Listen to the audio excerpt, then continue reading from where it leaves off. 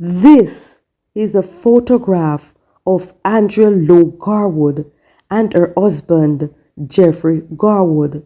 This picture, to dear loved ones, is a fond memory, a reminder of happier moments back in time. Unfortunately, as fate would have it, both had an untimely, tragic end, and Jeffrey would be the first to die, leaving all his assets to his wife and stepson, and his biological children left penniless in the cold. This scenario would escalate to a bitter feud between Jeffrey's biological children, who wanted Andrea to give them a share of their father's life insurance money, the vehicles and properties he left behind. But Andrea was unfazed by their request. She was determined not to give her husband children a red cent. Greetings, this is Mekwitag channel. Please give this video a like, subscribe to the channel, and feel free to leave your thoughts in the comment section. Jeffrey Garwood, a Juta bus operator, was first acquainted with Andrea Lowe through doing business dealings with the NCB Bank, where Andrea was a manager. She would have given him financial advice in getting loans to buy other vehicles to grow his tour operating business. Jeffrey was quite impressed by Andrea's professionalism, classy aura, and eloquent speaking, and most impressive, she was a devoted Christian. Their business relationship quickly turned into a romantic one. In the summer of 2017, they got married. Andrea then was 47 years old and Jeffrey was 55 years old. Andrea Lowe had a son from a previous relationship named Andre Williams. Jeffrey had a teenage son and other adult children from past relationships. A few years before Jeffrey Garwood married to Andrea, he was married to and living with his younger son's mother, who together bought the house they were living in at Florence Hall, Trelawney.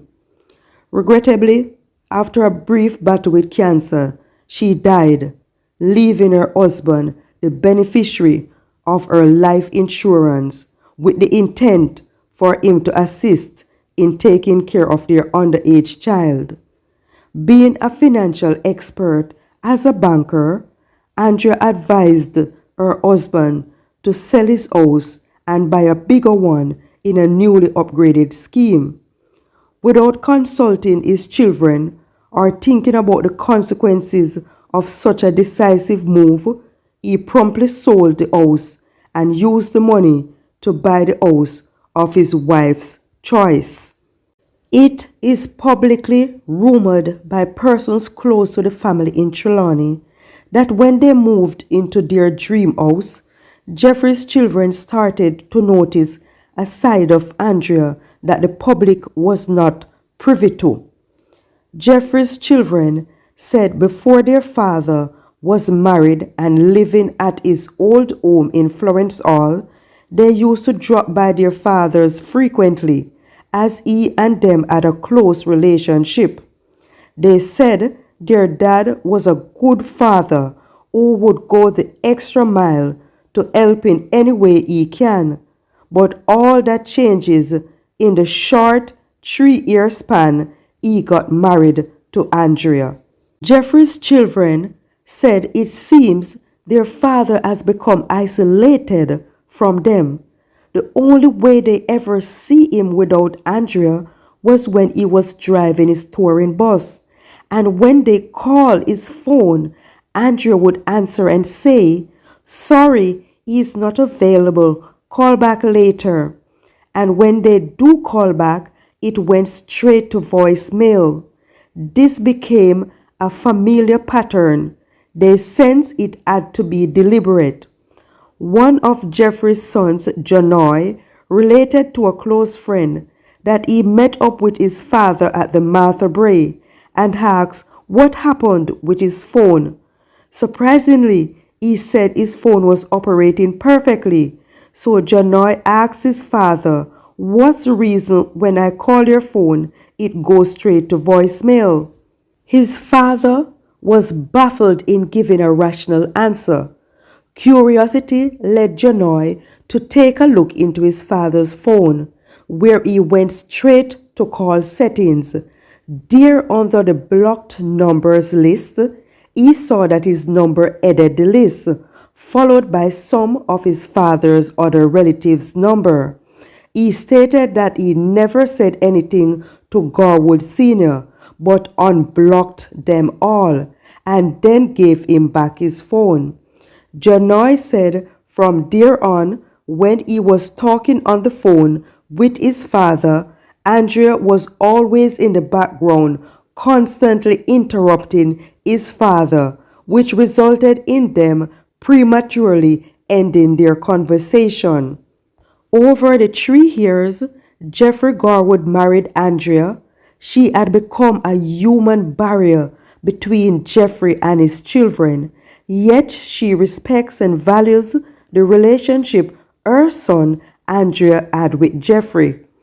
In essence, from people affiliated with the Garwood family perspective, Andrea had managed to estrange the relationship between Jeffrey and his children, and adding fury to fire, she was a Facebook fanatic, frequently posting content of her and Jeffrey, giving what they said as if Jeffrey's world revolved around her and her only. It is ridiculous to say, however, it must be said that relatives of Jeffrey in opposition to Andrea are of the view that Andrea made Jeffrey into a puppet, doing acts for the camera contrary to his personality, such as this video he was in. I say don't matter what them say, no matter what them do, I love you forever, still with you.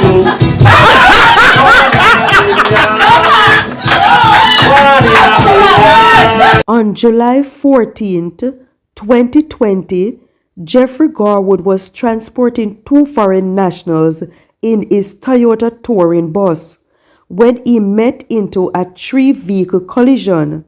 The accident was so severe that the emergency response had to cut him from his bus.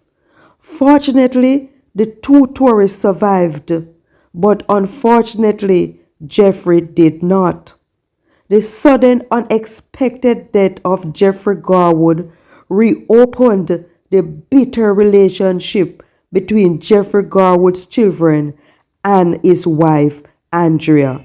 Hugh Garwood, Jeffrey Garwood's brother, and a few elder relatives of Jeffrey, was the only person Andrea was willing to be involved in the planning of her husband's funeral. She didn't give a listening ear to Jeffrey Garwood's children. Under the law, as the wife of the deceased, she was entitled to bury her husband in the way she pleased. Andrea, who was extremely intelligent, used her authority to pursue through her husband's funeral, among threats on her life, stating that if she ever dares to show up at the burial ground, she would be murdered. Andrea defies the odds of everyone's expectations by getting police escorts to champion her way to Hanover at her husband's final resting spot. Following the aftermath of Jeffrey Garwood's funeral, his children, through a lawyer, wrote to Andrea demanding a share of their father's assets, citing she had no shares in their father's first house that he sold to buy the one she was now living in, emphasizing how they contributed to their father's refurbishment of that house, so they were entitled to a share of their father's assets. Andrea Lowe Garwood, through her lawyers, responded by stating that their father never left a will, and her status as the wife she was entitled to all his assets. They were preparing for a battle in the Trelawney Parish Court. Being a regular attendee of the A-Gap Christian Fellowship Church in Falmouth, Trelawney, where Andrea was a member for many years, it was like any ordinary Sunday for her to be at church before 10 o'clock on Sunday morning. So on that fateful Sunday morning of January 31st, 2021, Andrea was sitting in the front row. A strange man with a handkerchief tied over his face came in and sat behind her. During the praise and worship segment, the man got up, pulled out a gun, and shot Andrea Lowe Garwood 4 times in her upper body. The shooter then ran off to a waiting car, and in his haste to get away, his cell phone fell. This is the actual video of the time the explosions were heard.